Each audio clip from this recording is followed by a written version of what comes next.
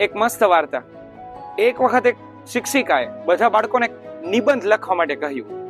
બધા નિબંધ લખીને આવ્યા. એમાં એક નિબંધનો કાગળ વાંચ્યો ને ત્યારે શિક્ષિકાને રડવું આવી ગયું ઘરે, અને એટલા રડે કે વાત જવા દો. તેમના પતિ આવ્યા કે શા માટે રડો છો તમે? ત્યારે શિક્ષિકા કહે છે કે મને આ બાળકના નિબંધ પર રડવું આવે છે. ત્યારે પતિએ કાગળ આંચક્યો ત્યારે જોયું તો એમાં લખ્યું હતું કે ખરેખર જો મને કંઈક થવા મળે ને, કંઈક બનવા મળે ને, તો ખરેખર હું ટીવી બનીશ.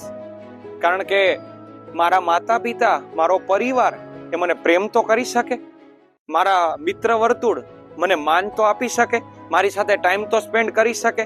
અત્યારે મારો પરિવાર આખો ટીવી સાથે જ મશગુલ હોય છે, મને ક્યાં કોઈ ધ્યાન આપે જ છે. એટલે મારે ટીવી થવું છે, જેના કારણે બધા લોકો મને પણ ટાઈમ આપે ને મને પણ પ્રેમ આપે. તો શીખ, ક્યાંક આપણે પણ આવું કરીએ છીએ, પરિવારના સભ્યોને મૂકીને ક્યાંક ટીવી અને ફોનમાં જ પડી ગયા છીએ. ક્યાંક એવું ન થાય કે આ જ બધા વિસરાઈ જાય, જેની આપણે ખૂબ જરૂર પડવાની છે. Thank you.